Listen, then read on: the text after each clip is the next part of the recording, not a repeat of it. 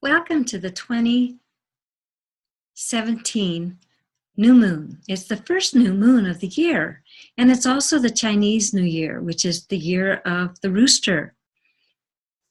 Let me share with you the astrology of what's going on with this particular new moon. It's a very powerful new moon. So we have the sun and the moon in Aquarius. Now, Aquarius is the sign of the sisterhood and the brotherhood. It's a sign of the future. It's the utopia. It's when it's kind of like the archetype of the new and the like the Garden of Eden type thing, where it's an awesomely futuristic way of thinking and living.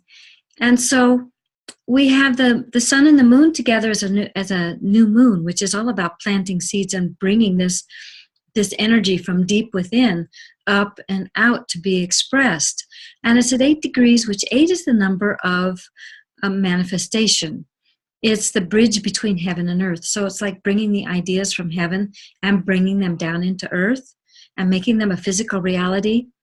It's the number of the visionary, of the CEO. It's the big, seeing the big picture. There are some challenges that go with the number 8. It's like when you go to build anything, there's always some sort of a little bug that you have to work out. And so with those challenges that happen, they all provide opportunities to make us stronger and make us wiser.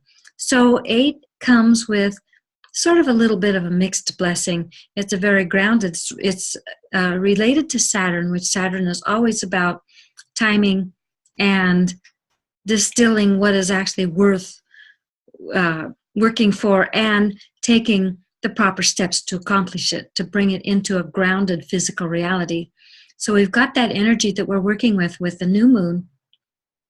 And we have, right here, we have Mars and Venus, who are conjunct with each other. And this is in Pisces, and it's about seeing past the illusions that we have about ourselves and about other people, and to balance that male and female aspects, both within ourselves and with our polar opposite. So if we're a woman, we'll say it would be with the male side of or with if you're a man, it'd be the female side, both within yourself and outside, in your outer world.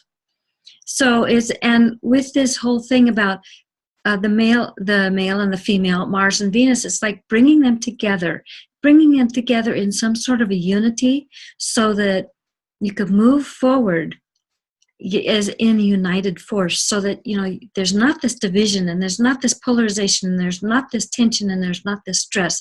You're working together as a unit. And over here we have Pluto and Mercury conjunct together, and they're in Capricorn, which Capricorn is very down to earth. It's very traditional. It's very structured. So having Pluto in Capricorn with Mercury right next to it, it's more about bringing out of the hidden depths, the strengths, the hidden strengths, and the hidden power that we have, and Capricorn is more traditional. So it could be, showing up as traditional power, or it could also be showing up, because Uranus is involved in the square there, is creating something new and different, using our power differently and talking about it. And it's also at number 17, which is the numerological theme of this year, and it reduces to the number 8, which also supports the new moon degrees. So we've got this theme that keeps playing out about we're going to make something big here. Now we also have Pluto and Uranus and Jupiter in a square. So a square always means activation, and they kind of push and pull on each other a little bit. It's like, so it's about trying to find this balance, trying to find the right activation, because we have somebody else pulling on us over here. So, Uranus is about new, and it's in Aries, so it's like a new, unusual sort of a beginning. And Pluto is like saying, take it from the depths.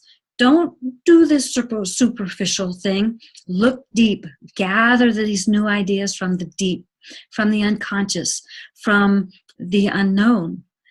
Take these ideas, take these hidden strengths, these hidden powers, and bring them out.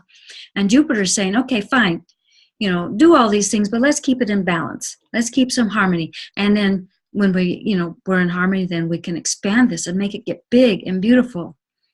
So these are some of the things that are playing out in the astrology chart. Now let's move over and take a look at what's going on in the human design chart. These themes actually, they work together. They're playing out together very well, because if you'll notice in the human design chart, the sun and the moon are in the gate 19. Now the gate 19 is a very sensitive gate, but it's also a gate about relationships. And it's in its lowest expression about relationships. It's like the person is very needy and they're very codependent. And when you get needy and codependent, there's manipulation, and then there can be power struggles, and through the manipulation, and it can get kind of not very nice. The higher expression of the gate 19 is about working together, blending the two aspects, the partners in this relationship, blending them so that each stands alone and each is equal. And when you unite them as equals, they are extremely powerful, and they can do so much more than each individually. And so that's kind of like the highest expression of this. And you have this working out, it's like coming through, the theme for this whole thing is like coming through, reviewing the past. How has your relationships been in the past? What was the good things that happened, and what were the not so good things that happened? And taking the good things, extracting what the blessings were from your past, and using that to build this strong relationship, this egalitarian, where both are equals and both share in this relationship and working towards common goal together, using their inner strengths and their inner powers. But rather than working against each other, they're working together united. So that's sort of like the little theme that's going on in the human design at this particular time. And it's a great theme to start out, the Chinese New Year, which the Chinese New Year actually goes for 2 weeks. And it will end at the full moon that's at February, and which is also going to be an eclipse. So this is very powerful time for what's going on as an initiating period into this year. So we also have talking about how to find the joy and how to use joy. Find the power that's in joy. There's a lot of power that's in joy, and if we bring joy from the inside out, it's cathartic. It can really bring about changes. And we also have Mercury, or not Mercury, but Mars and Venus. They're about taking direction from spirit and holding your own. It's like working with chaos, but don't get so bored. It's like you want something exciting happening, but don't jump ship too soon before it can actually manifest, because sometimes when things come through from spirit, we may not quite recognize them. And when we've got Neptune in the gate 37, which is all about community, and it's about inner peace and inner harmony.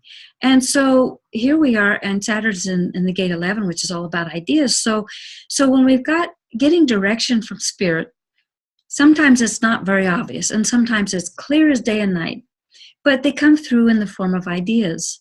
And, so Saturn is saying, okay, well, we got to sort through these ideas and find out which ones are the best ones. And if you listen to spirit and listen to your inner guidance, you will be able to discern which ones are the right ones. And when you you look and see, and you clear out these illusions and delusions that we have about ourselves and about other people, then we can start to see the beauty and the blessings and the light that is all around us.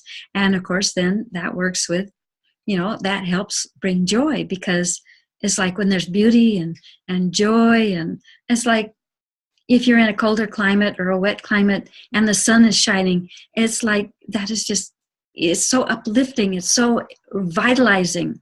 It's sort of that same thing that happens when joy starts flowing through you. It vitalizes you, it lifts you up, it makes the world look great. And we've got Uranus in the gate of endings and completion. So things will be, some of the things that aren't working for you will be closing down and working their way out of your life, so that new things can come in. So that's sort of this is sort of an overview of what's happening. There's some, some really positive themes going on here. It's like we're going to really be creating things that are long-term, that are sustainable, and building strong relationships and bringing together and balancing the male and female parts of ourselves.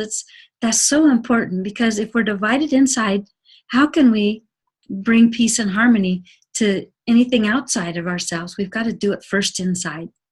So I invite you, if you'd like to know more about the themes that are playing out in 2017, you're invited to come and take a look at my 2017 celestial preview or forecast.